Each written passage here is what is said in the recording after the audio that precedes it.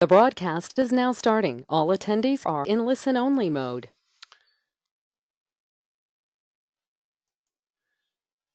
Hi everybody, welcome to Unit 2 of the Lunch and Learn series, wherever you're tuning in. Look, I just want to make sure that I'm being heard before we go any further. Could you just click on the question box and type in clear, just to let me know that I'm coming across loud and clear? That'd be great. Thanks, Thor. Thanks, Melanie.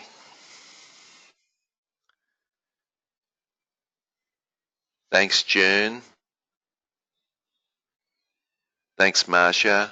Okay, sounds like I am coming across loud and clear, which is great.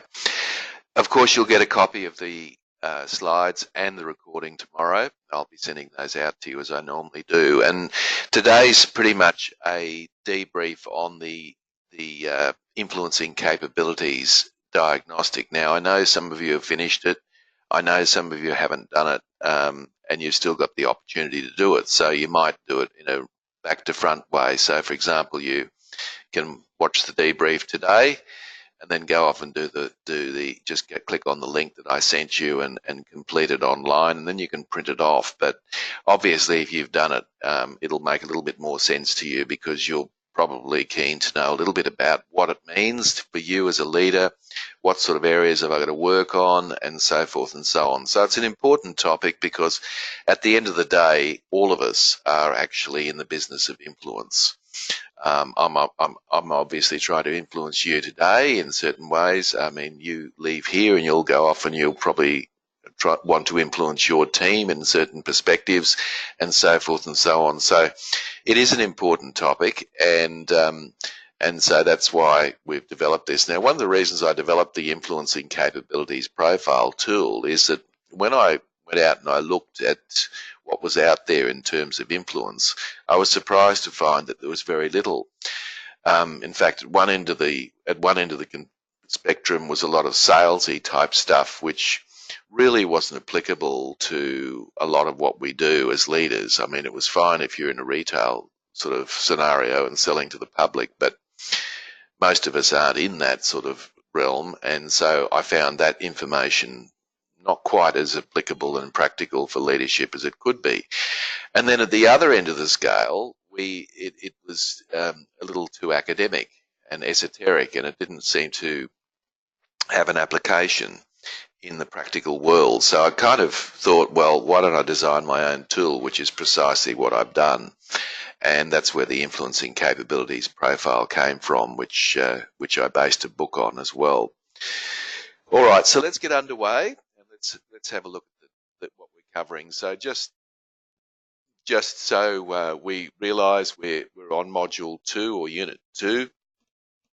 I hope you've still been giving feedback. I hope you've still been looking at, remember the first topic 2 weeks ago was on giving feedback. So I hope you've had a chance to do that, and I hope you're continuing to do it. So the whole idea is that each time we go through these units, that you pick up a few skills and apply it, and then you value add the next lot of skills, so that by the time we finish in Unit 6, you should have changed a lot of behaviours in your own workplace. That's the whole basis of this program.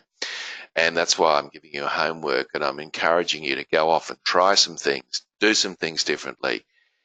Come back and tell me what happens. Don't forget I'm available on email. You can talk to me in between sessions, as many of you do. Tell me your war stories. Tell me what's going on. Tell me what's working, what isn't perhaps working for you, and so forth. So I won't go through all the other topics, because we'll do that obviously when we get to those topics. But today we're essentially going to be looking at enhancing your personal influence.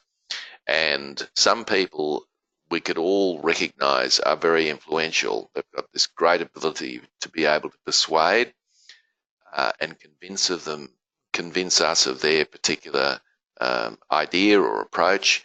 And you have to ask yourself the question, what are they actually doing, or what are they not doing, in order to be able to have that extent of influence? So hopefully we'll be able to answer some of those questions today when we go through the framework. So we'll talk about influence to start with. So what do I mean by influence? Often when you hear the word influence, people often think about manipulation or being cunning or whatever. It's nothing of the sort, certainly not in my mind at least. So I'll just explain and give you a definition of influence. Then I'd like to talk about the influencing capabilities framework, which the survey or the questionnaire is based on. So I'll just give you a bit of an idea. I think you'll find it's fairly simple and fairly practical in terms of how it works. And in that framework, there are 4 influencing strategies, and the key for you and for me is to try to use all 4 of those strategies and not just to stick to the one that we feel most comfortable with. So, for example, if you're a very logical, structured, fact-based type person, you will probably find that you try to influence people by using that approach. And it's inevitable that at some stage in your careers, if it hasn't happened already, you'll come across someone that just doesn't get it. That's not their style. That's not their approach. And of course, without knowing what you know, you're probably pushing even harder with facts, probably pushing even harder with structure, trying even harder to convince them using your very clear approach. And then it gets more and more frustrating because the other party doesn't get it. And it's because they have their own profile. They have their own way of looking at the world. So what we've got to do is to be flexible in the way we go about influencing other people. And that's what the basis of this whole unit is about. I'm going to share with you some tools of influence at the end of our session today. In the book, I've got 64 tools, and obviously I can't go through 64 in an hour, but I certainly will go through a dozen and give you some ideas to how they might work. So that's what we're covering during the session, and at any stage, if you've got any questions, don't be shy, just type them in the question box there. Bear in mind I'm the only one that sees the questions, but of course I'll refer to it with everybody so that I can pick up on your statements and questions. Now, there's 4 leaders here in front of you, and I'd like to ask you a question. In fact, I'd like you to type in the answer to this question. So have a look at these 4 leaders. Let me perhaps tell you who they are first, and then I want you to tell me what you think they've all got in common. All right? So as soon as you think, okay, I know what they've all got in common, type in the question and I'll read them out as we go. So starting up the top on the left-hand side, we've got Al Gore, who was the former Vice President of the United States in the Clinton administration. He stood for the presidency in 2000 against George W. Bush, and you may be aware or remember that that was a very controversial election victory to George W. Bush, because Al Gore lost that election in the courts because there was a controversy about the voting irregularities in the state of Florida. The second person next to him there, going clockwise, is Martin Luther King. Now, Martin Luther King was a magnificent orator, but a civil rights activist in America in the 1960s, predominantly. He was assassinated in 1968, and he gave one of the greatest speeches of all time, certainly in the Western world, and that was the speech, "I Have a Dream." Then we have Margaret Thatcher, the Great Britain's female Prime Minister, or first of 2 female Prime Ministers, who was in power for 10 years in Great Britain, and was a very decisive. People either loved her or hated her. There was no middle ground there with Margaret Thatcher. And the final person to make up the quartet is Mother Teresa. Now, Mother Teresa was anointed a saint recently by the Catholic Church, and she was, a tireless worker for the homeless poor in streets of Calcutta and places such as that, where she worked extremely, hard to feed the poor. So she had to pull a lot of coalitions of support together. Now, Thor mentions that they're all good communicators. Absolutely, yeah, that's definitely one thing they've got in common. let's also see what others have to say about those four. Great belief in serving a higher purpose of the greater good. Okay, thanks, Thor. I think that's very true. They're not; these people aren't heroes of mine, by the way. I'm not putting them up on the screen to say that these are the people that I admire. I admire their abilities, but each of them, interestingly enough, is quite controversial. You will hear good things said about them, and you'll hear bad things said about them. They were certainly people certainly had an opinion about them, and I say had because four of them are dead and one's still alive. Al Gore's the only one of the four that's still alive.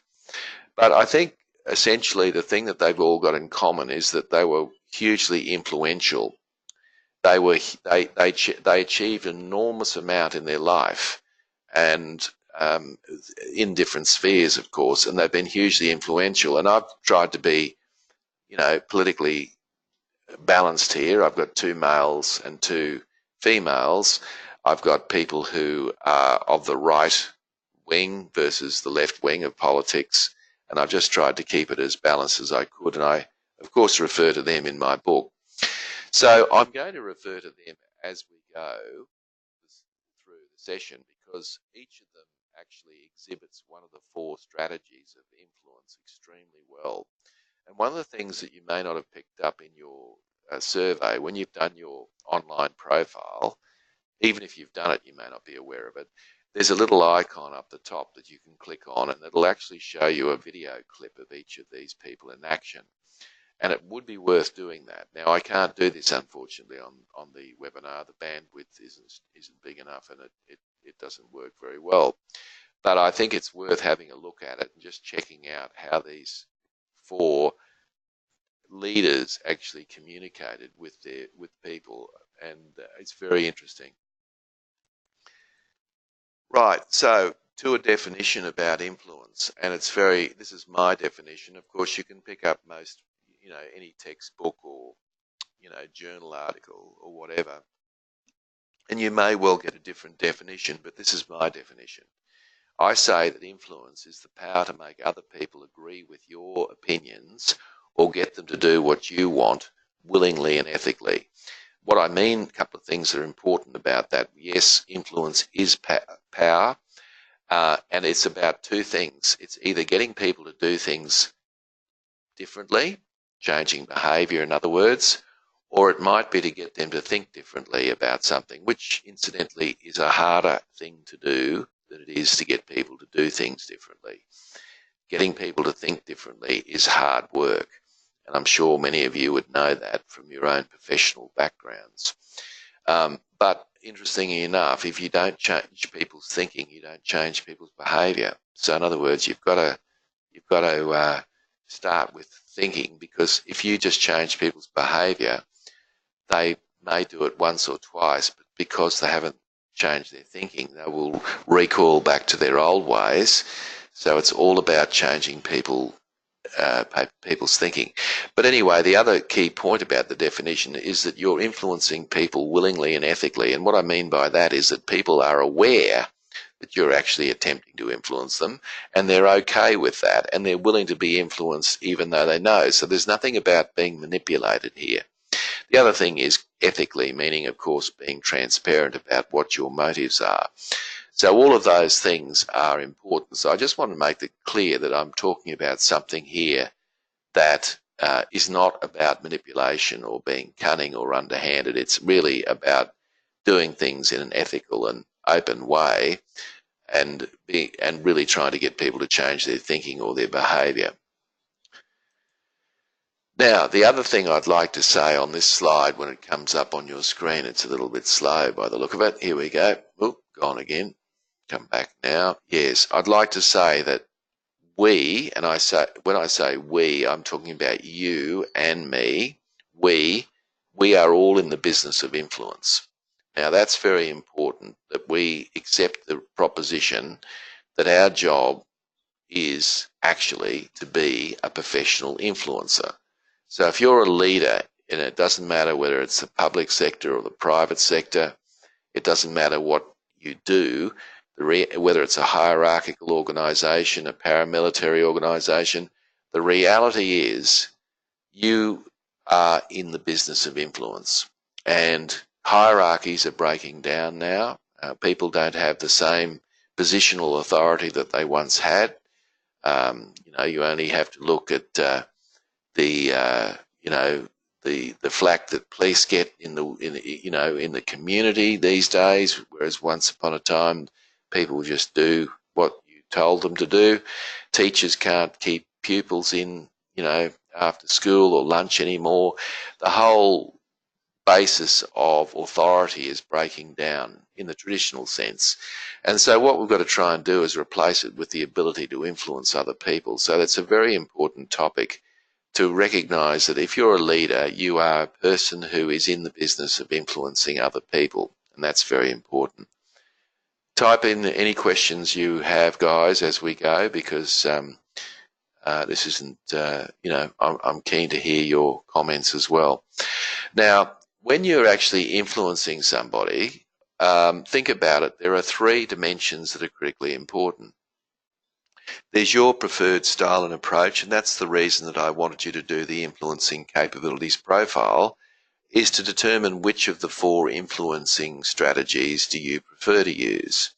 That's important because if you prefer to use one of those 4 approaches, which you inevitably will, and what the profile does is show you what that is, then it's highly likely that you're overusing it. In other words, you're probably using it too often, and you're probably using it in situations and with people that probably aren't going to respond well to that.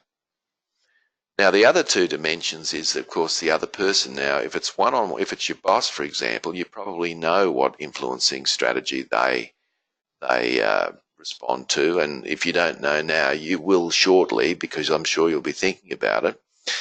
So you probably know, but so obviously if you're using the wrong approach and they favour a different sort of approach, then it's likely that you're not going to be as effective as you would like to be. And of course the other problem is, or the other dimension, if you like, is the situation that you're in.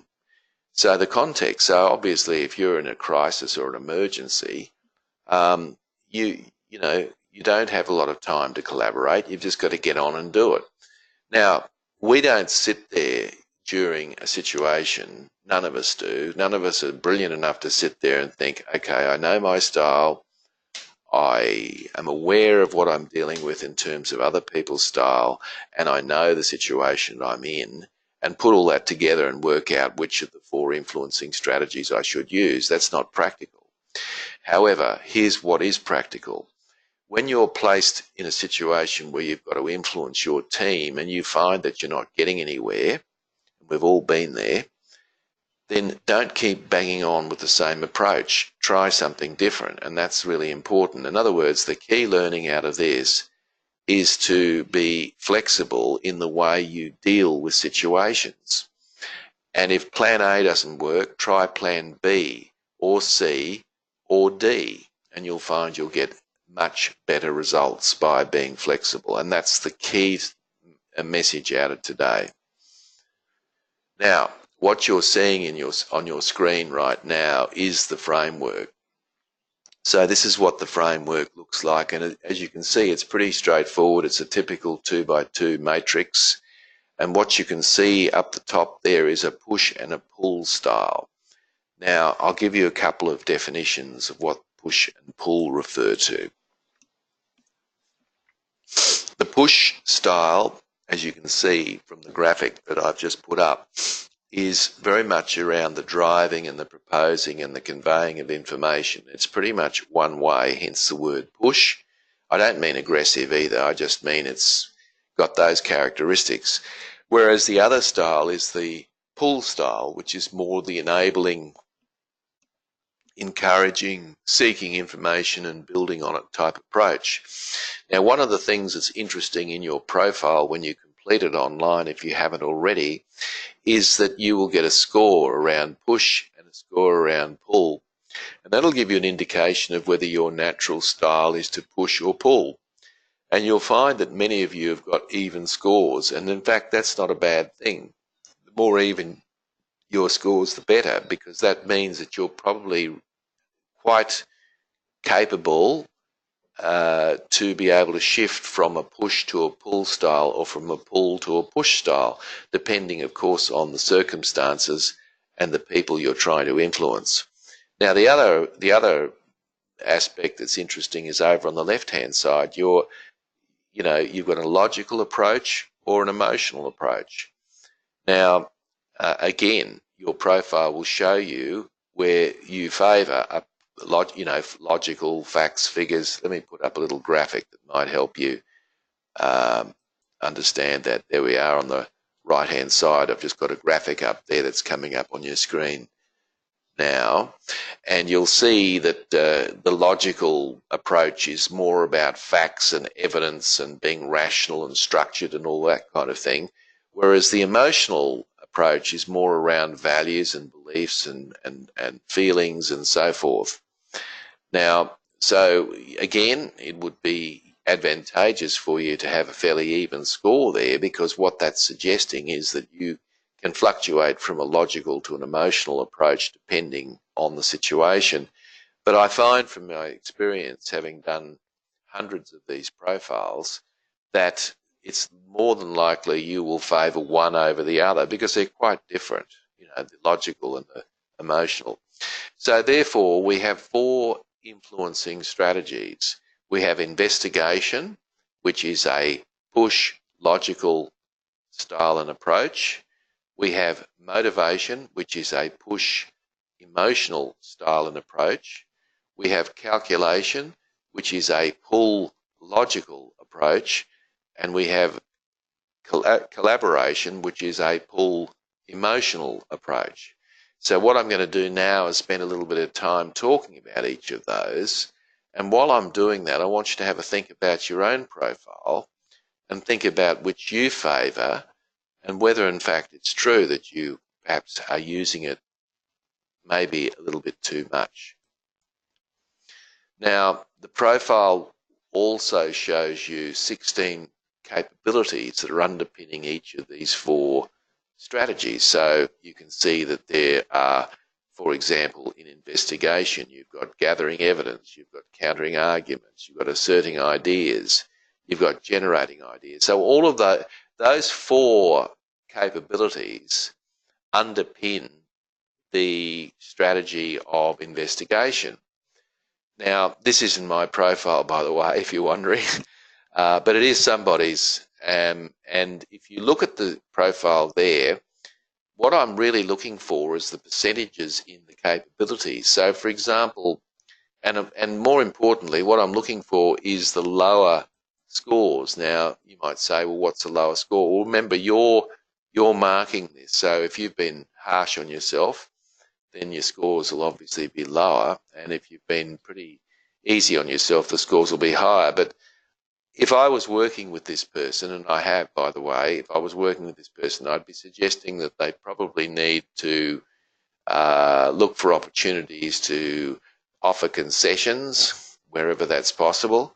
And I mean in an ethical way, doing people favours, or going out of your way to be adding value to what they do. And that'd be an area I would probably be spending a bit of time on. Over on the left-hand side, under motivation, you'll notice that connecting emotionally is relatively low at 40%. So there are a couple of things that probably need to be addressed. You can see that clearly this person's got a very strong desire to investigate. So that's great if they're in a job that requires a lot of investigation, and they are, in fact. And as a result of that, that profile probably suits them quite well. But their blind spot is when they come up against people who want to know what the big picture is, and they want to discuss it, which is the motivation and the collaboration. They're not quite as effective as they would be if they were working with people that thought like them. So that's one thing you might want to look at in your profile that's interesting, as to where your relatively high and low scores are. Okay, so what I'm going to do now, let's go through each of the four, and I'll refer, of course, as I have previously, to these four leaders that I mentioned at the outset of the presentation. So the investigators, and I just used an adjective here for each, and I say the inquisitive investigators, but investigators like to marshal their facts and figures and assertively advance their argument. Essentially, that's what they like to do. So very structured, very methodical, very fact-based. They use logic to persuade, and they'll tend to be quite structured in their approach, and that's how Al Gore is. And if you have any doubt about that, go and have a look. Go and Google Inconvenient Truth in YouTube, and just have a look at that video, which was Al Gore's way of reinventing himself after the 2000 election to become a climate change activist. And it's quite astounding how many charts and graphs and statistics he uses to push home his point about climate change. So let's have a look at that a little deeper. So in the world of work, you would probably say that police, by the nature of the work that they do, need to collect evidence. They put forward a case before the courts, and it's based on that whole idea of investigation. In fact, many of them are called investigators. Scientists and researchers, of course, are they put a hypothesis up. They go and test the hypothesis by using a rigorous methodology, research methodology, and they come up with a proposal. And because the paper is written up, they have influence because they've done a very thorough job at proving or even disproving something. A workplace incident such as safety or harassment does require somebody to use investigation. We would expect someone to do a thorough investigation around safety or harassment in order to put a case. But on the other hand, if we're trying to create large-scale change where you want people on board, hearts and minds, it's probably not the best way to go. So again, it depends on the circumstances that you're in as to which of those you might use. So let's look now at the CLEAR calculator. Now the CLEAR calculator, I have to say to you honestly, I couldn't think of a better word. I mean, calculator sounds pretty bad, doesn't it? It sounds like, that people sort of being cunning and underhanded. It's not necessarily about that at all. But calculators like to promote the positives of a proposal, and they like to highlight the weaknesses of the current position. So the calculator is attempting to promote a particular change initiative on the one hand, very vigorously, but on the other hand, they're making it very, very clear that if this isn't done, then there will be a price to pay for it.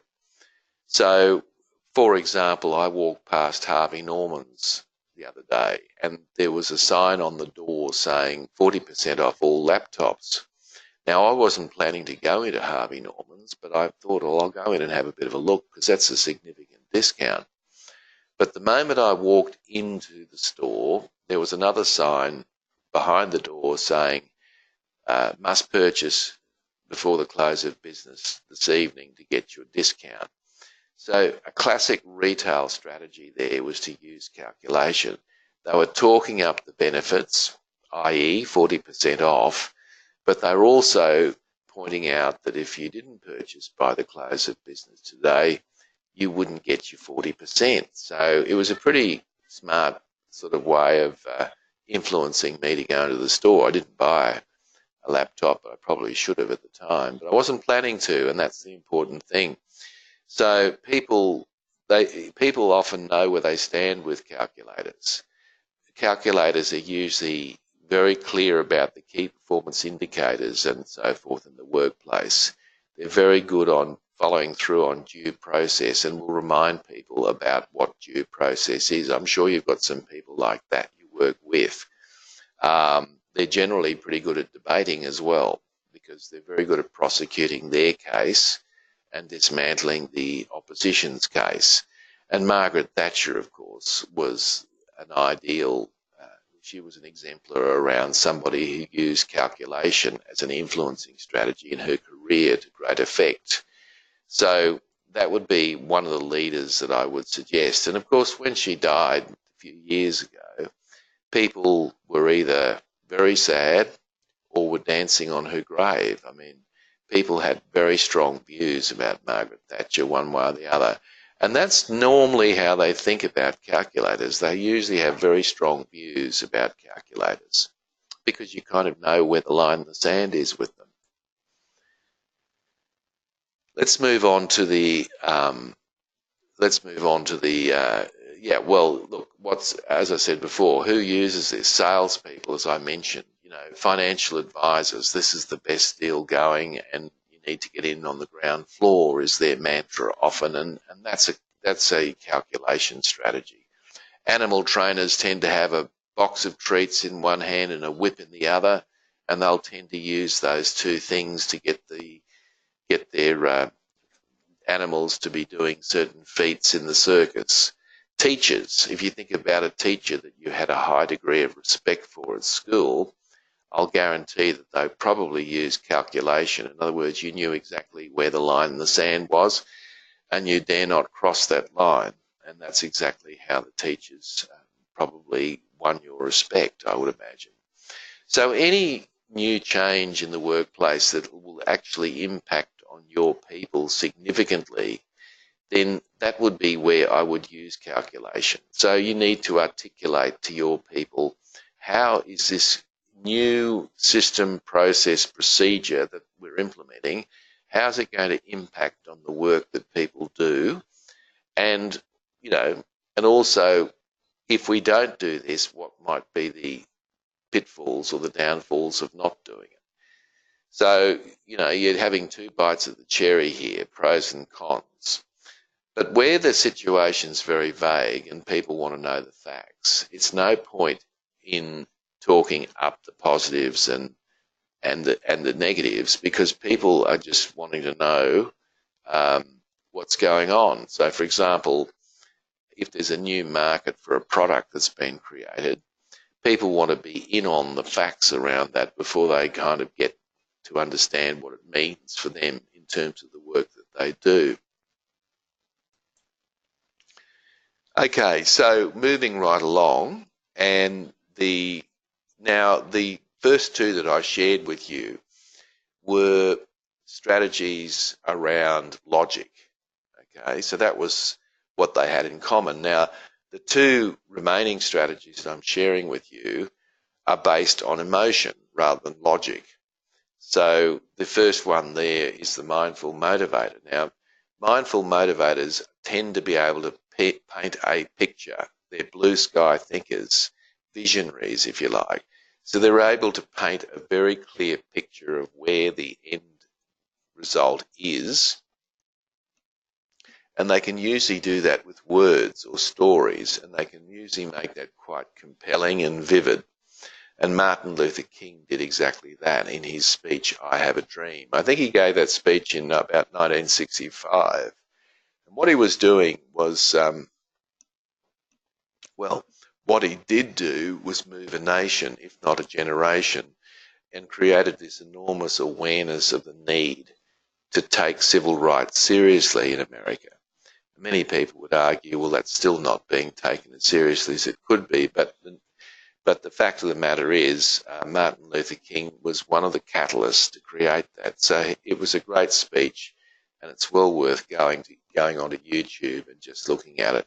I Have a Dream is the name of the speech. So if you look at who uses this in the world of work, you've got people like entrepreneurs. So an Elon Musk or a Richard Branson or one of those crowd, what they do is they paint a compelling picture of the future, and they're able to take people with them on the journey. It can be quite inspiring, and people will join them because they're sold on the message. So public relations executives and artistic directors do the same sort of thing. They've only got a split second to get your point of view, to get your attention, and they use the strategy of motivation, which is the big picture view. This is wonderful when you've got a new direction at work and you're trying to win the hearts and minds of people. It's a great strategy. But it's no good if people are not given all the information that they need. So, for example, if there's serious and unexpected cost cutting in your organisation, people want to know from their boss, why have these cuts been made? Where have they been made?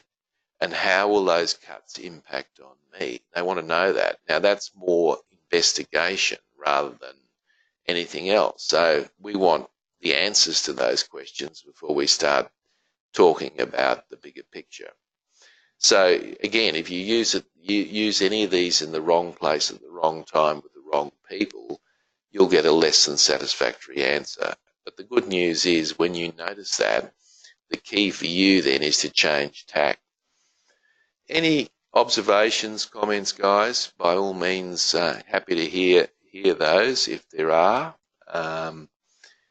I'll just give you a chance to think that through. Let's move on to the final one, which is the collaborator. So collaborators use influence. They also use emotion, but the big difference with the collaborators is they're persuading people by involving them in the decision. So collaborators are very good at building up teams, and they are very conscious of teamwork, and they do everything they can to build the team. And of course, Mother Teresa had to get a lot of support from a lot of people where she couldn't actually pay them, and she had to get these people on side. So she had to do a lot of collaboration, I would have thought, networking and stakeholder management in order to get people on side. And so she was a master at doing that, and she had a lot of loyal followers as a result of that, because it's her style and her approach. So, a conductor of an orchestra doesn't hold a baton.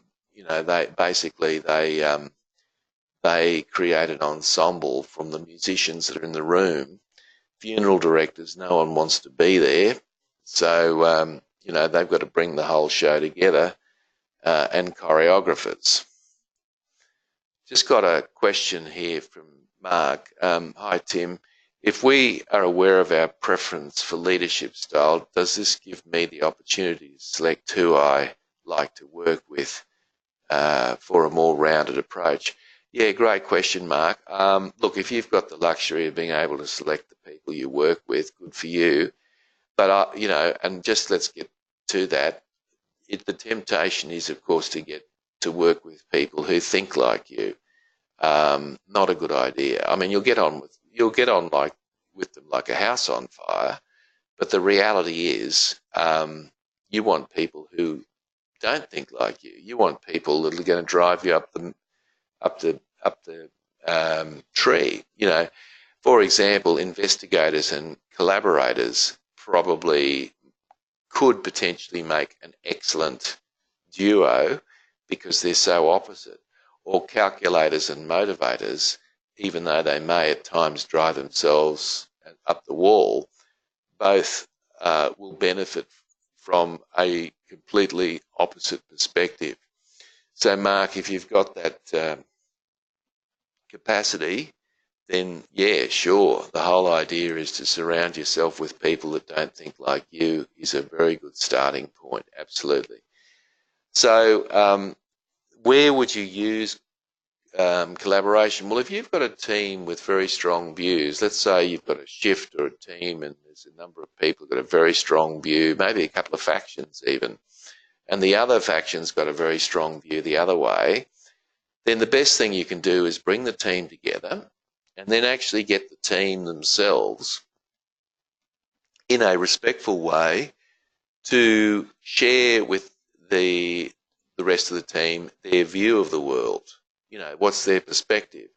And then get the other side to do the same thing. And what you can do is start breaking down some of these boundaries that can emerge when you've got differences of viewpoint. Because often what we do in these circumstances is we'll sweep it under the carpet because we don't want to open up a can of worms.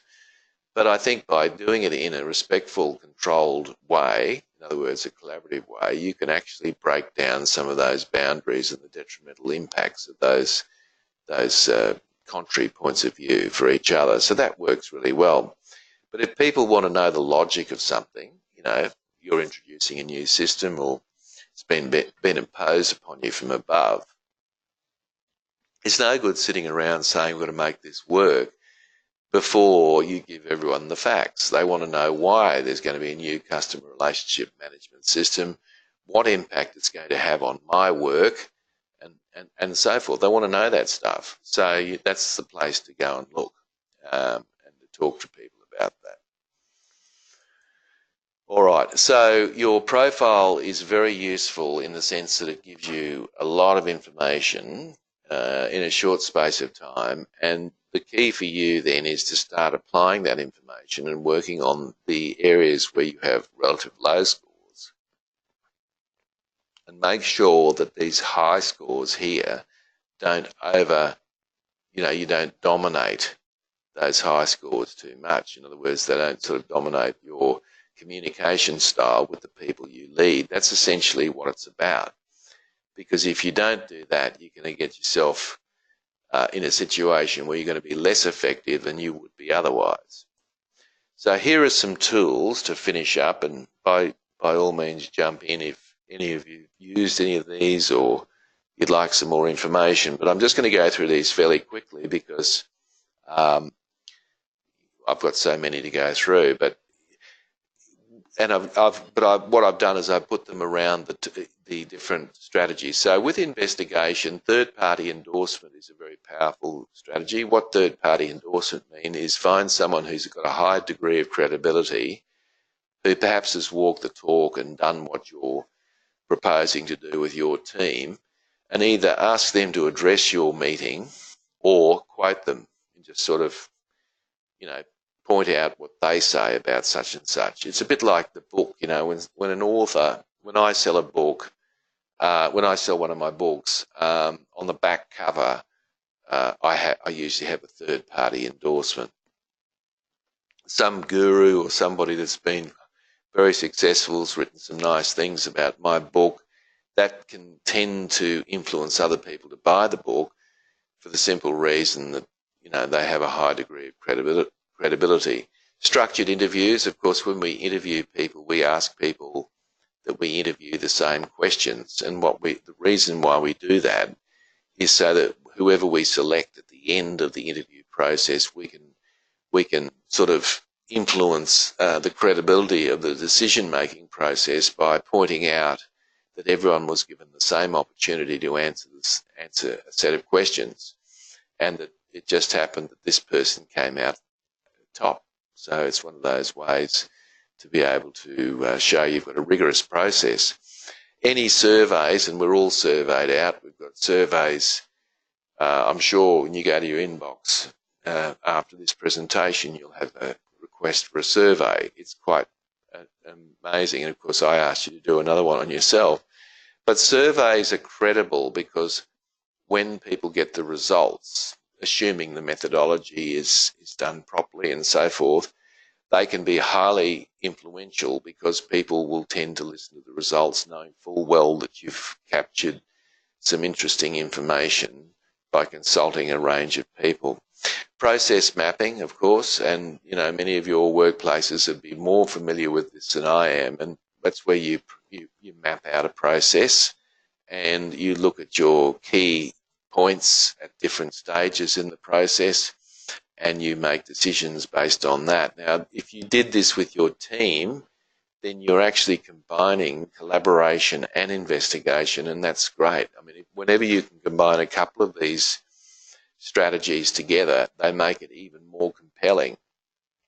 So there's some tools for calculation. The force field analysis, that's where you've got driving and restraining forces. So on the one hand, you write down all the driving forces for change, and then on the left-hand side, or sorry, the right-hand side, you write down all the restraining forces. So what are all the things that are likely to get in the way of a change? And what you do is you try to maximise the driving forces and minimise the restraining forces. And by doing that, of course, you have a more compelling case for change. And what most military organisations use, and they use it to great effect, and I just wish that the corporate world would take this on board, is the after-action review, or the AAR as it's commonly referred, which basically is based on 3 key questions. What went well, what didn't go well, and what will we do differently as a result of that? So that can be a very powerful calculation tool. So there's 3 things. Cost-benefit analysis, of course, is brilliant because, you know, if the benefits outweigh the costs, and that can be documented, then it's likely to have legs. It's going to be influential, isn't it? Because you've convinced people that the benefits outweigh the costs. What about you know, the team values charter? The team values charter is something I came up with, which is based on 4 key questions that you ask each of your team members. If there was one value that was important to you working in this team, what would it be? That's question 1. Question 2, what is your definition of that value? Question 3, why is that value important? And question 4 is, what behaviours would demonstrate that value? And what I'm doing is I'm actually creating a charter for my team, and I'll end up with a bunch of values that my team have bought into. Now, this isn't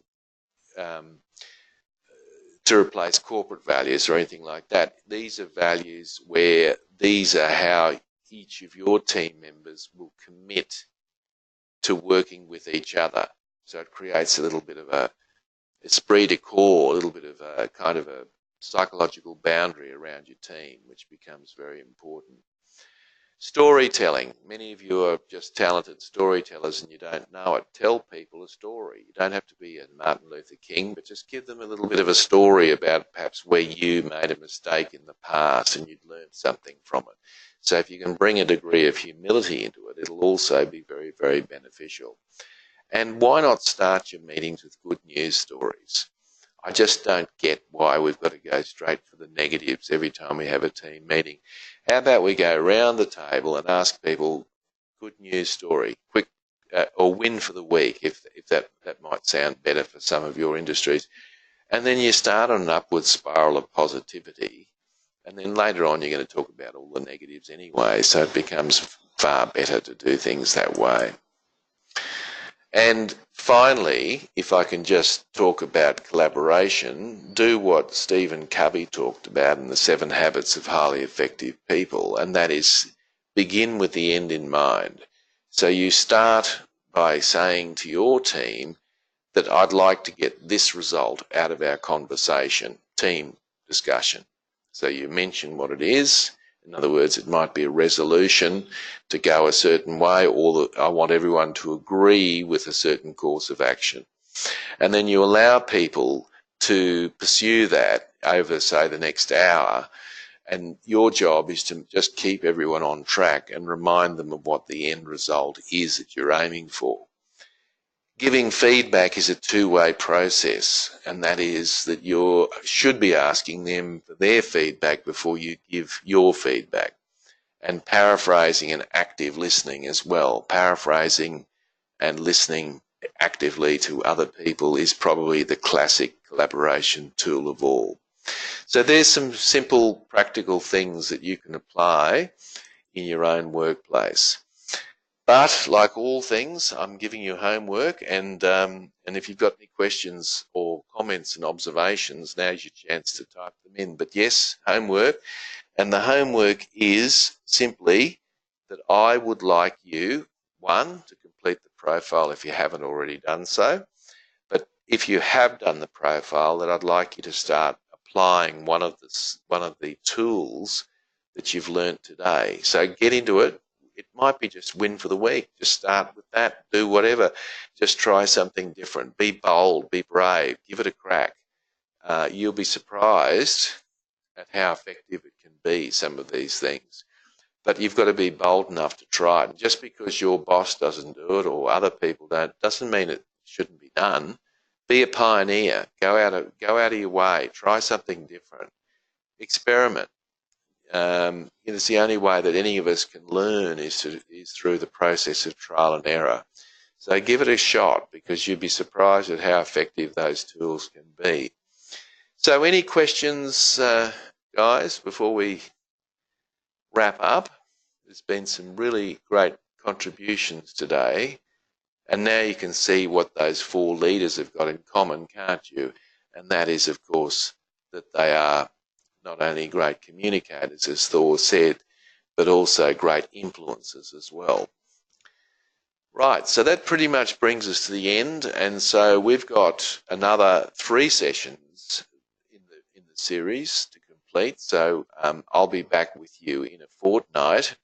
But what I want you to do in the meantime is have a really, really good go at changing influence. Thank you, Mark.